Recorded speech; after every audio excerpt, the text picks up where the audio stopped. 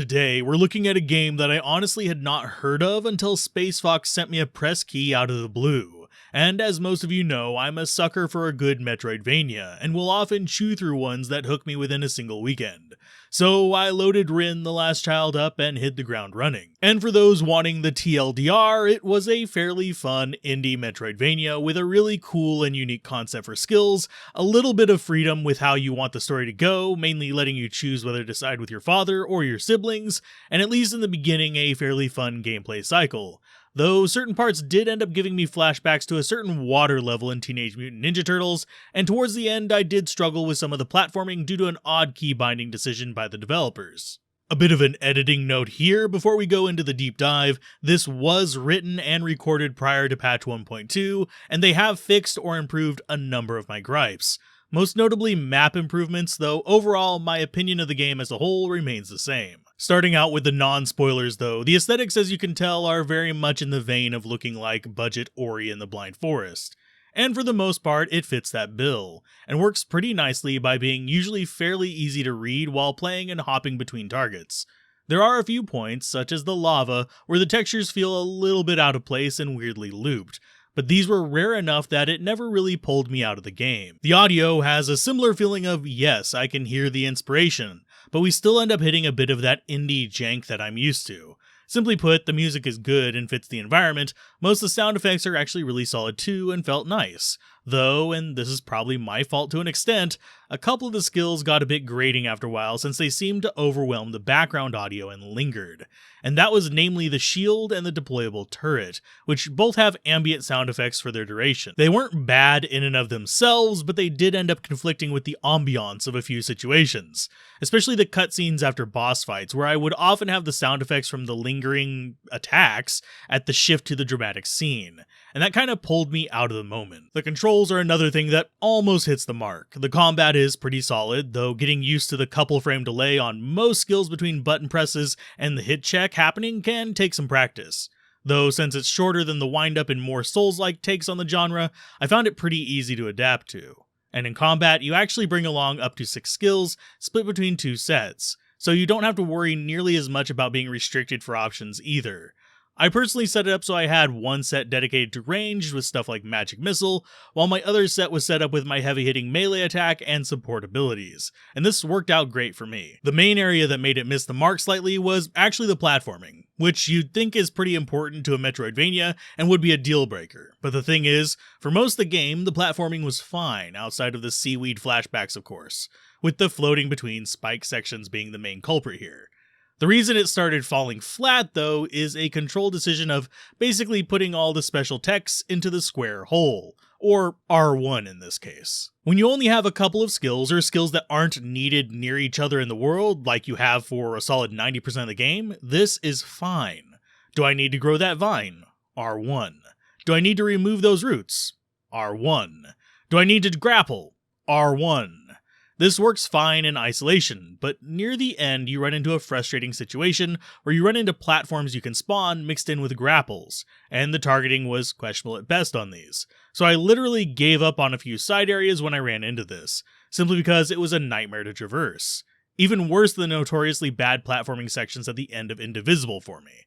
Mostly because of that inconsistency in ability targeting, resulting in basically the wrong platform materializing or getting shot out from a grapple point in the wrong direction. That said, the amount you have to engage with this to finish the game is minimal, as most of the paths I encountered this problem on only led to backstory tablets or ability components or modifiers, which for the ability stuff by that point, I had already settled into the skills I enjoyed, and really only would have been using those to unlock more skills that would sit collecting dust in my backpack. Now, speaking of skills, those work in a bit of an odd way for a Metroidvania, since outside of certain movement techs, which you get by just making progression, your actual combat skills are gotten through a mix of unlocking the base formula and then gathering the components for them. These components being related to the different aspects referenced in the world and story. With how readily available these components are, I really only see pathing or even gathering enough of them to be an issue if you're planning a speedrun. Otherwise, you'll be able to unlock most of the things as you find them, and it probably would have been done without the components and been just fine. And don't worry, if you don't like a skill, you can dismantle it down to its components and apply those to another skill you might prefer, so you're really not locked into anything. The other aspect of the skills is that you have modifiers you can apply to them, such as ones that boost damage but increase the mana cost of the attack, or another that causes an explosion when you use the ability, or even ones that reduce the cooldown. It works out quite well and gets some interesting combos going. Now, one thing to remember is every attack and support skill will take mana, which in my opinion is a mixed bag. I never really ran into a huge issue with it since enemies do drop mana recovery when you're fighting them, and sometimes even health. So I was regularly getting topped up, but if you do run out of mana, you essentially have to stop and stand still with a button press to get back a tiny amount, which does interrupt the flow a bit, and did have me wishing there was some form of basic attack outside of the mana system, even if it was weak and I only needed it once in a blue moon. This really only ever came up when fighting the bosses or maybe large groups of enemies, and only rarely even then. Though speaking of bosses, they were a bit of a pushover, since I only died once to a boss, and it was just because I was being a bit of an idiot. This could be that I was playing on normal difficulty, though for review purposes, I always beat it on normal, since that is usually what you'd want to use to list the intended experience of a game. The enemy variety, while visually distinct area to area, is a lot more limited than you'd expect, but since the game is balanced fairly evenly between platforming and combat, it was fine enough. And while the enemy functions were predictable area to area, with each area only having one fairly unique creature each outside of the standard set that you get in all areas, the reskins of the enemies had visual designs which were at least very distinct, rather than just being recolors like most games would do. And being an 8 to 10 hour game at most, a limited enemy set isn't as big of a deal for that anyway. Now, I mentioned areas, and really this is where we are going to dip into spoilers, though being a Metroidvania or Metroidvania adjacent game, the lore only goes so deep unless you read the tablets, so I think I can keep those spoilers to a minimum and just say that the tablets add more depth and scope to the characters you have to deal with in the world,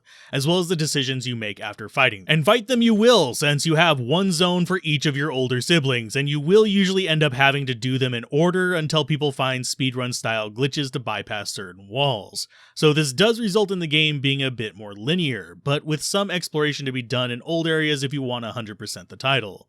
It also has a weird feeling like you're going in the wrong direction for the first two areas, since the first area feels like it's giving you mid-game information, and the second area feels like it should be an end-game area by its design and aesthetics, though difficulty-wise, they're definitely easier than the others. The bosses reinforce this, since the first two areas have the easier bosses, and while each boss fight is fairly unique, you won't have much trouble with any of them, if you're even remotely familiar with Metroidvania boss fights, since they sit on the more basic and patterned end of things.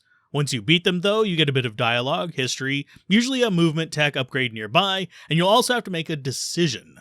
Do you free your sibling, or do you destroy them as your father wishes, and prevent the corruption from taking them over yet again? This decision is pivotal into deciding which ending you're pursuing in the game, and will alter the final fight a bit as well, which the game thankfully does project ahead of time with a point of no return warning, which gets a huge thumbs up from me, since if you want to 100% the game, you'll usually need to go back and dig through the nooks and crannies of the map before going through that transition point.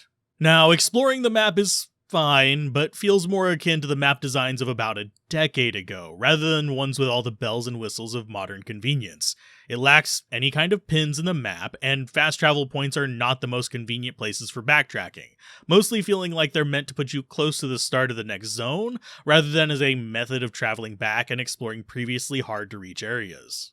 The map unveiling is also a bit weird, being basically chunk-based or room-based, though the game doesn't really have hard room shapes. When you reach the edge of an area, it will reveal the entirety of the map of an area, making it hard to know where you have and have not explored. So you need to be a lot more diligent if you want to get all the components, story bits, etc., since you'll sometimes have to travel pretty far to get back around to a walled-off platform, or to find the way back to an impossible jump, and I'm sure I missed a few story bits because of this.